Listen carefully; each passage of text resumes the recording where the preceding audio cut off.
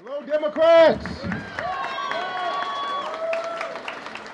Well, I'll tell you, I am honored to be here with you all today.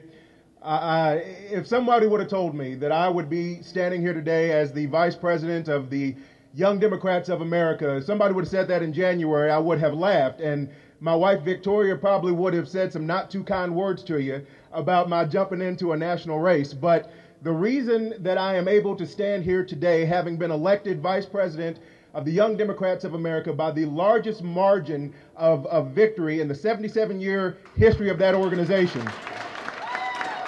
is because of you standing in this room today. It is because the state of this party, this bluegrass party, this Commonwealth party is strong. Don't let anybody ever tell you that this party is falling apart. You hear the bloggers say, well, you know, there's friction over here and there's friction over here. This party is the party of Wendell Ford. This party is the party of Crit Llewellyn. This party is the party of Steve Beshear. This party is a strong party, and we stand united. That's why I was able to have such an overwhelming victory in August. You know, I've never been more proud to be a Democrat. And the problem with being a Democrat now, having come off the great election of Barack Obama and having such great candidates running for the various offices here in Kentucky, is that you have to sometimes deal with a Republican Party who has gotten kind of used to saying no. And what we have to do, and I know we just came off an election where it was great to say yes we can, but we need to remind Mitch McConnell that we can say no too.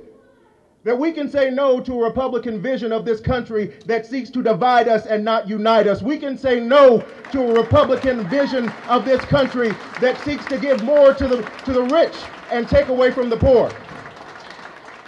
We can say no, but when we say no, it is because we know that it has always been in the power of this party to uphold the ideals, to always work towards that more perfect union. So when we say no, it's because history has called us to rise to our better angels. And when they say no, it's only to divide us and to keep us farther and farther behind. So we will say no when we have to. But I believe in this country. I believe in this state. And that's why we need to send one of these two great men, either Jack Conway or Daniel Monjado, back to D.C. to represent true Kentucky values. That's why it's going to be so important to re-elect my friend Ben Chandler and my friend John Yarmouth and send them back to Washington. And my friends, I'll tell you right now, that's why it's going to be so important in 2011 to re-elect my friend, my boss, my mentor, Steve Beshear, because he is going to be one of the greatest governors this state has ever had. This state needs Steve Beshear, and with your help, we will send him back to Frankfort for 6 more years.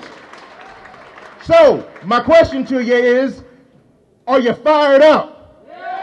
Are you ready to go? Are you fired up, Kentucky? Are you ready to go? Then let's go and let's change Kentucky for the future, and let's change Kentucky for the better. God bless you.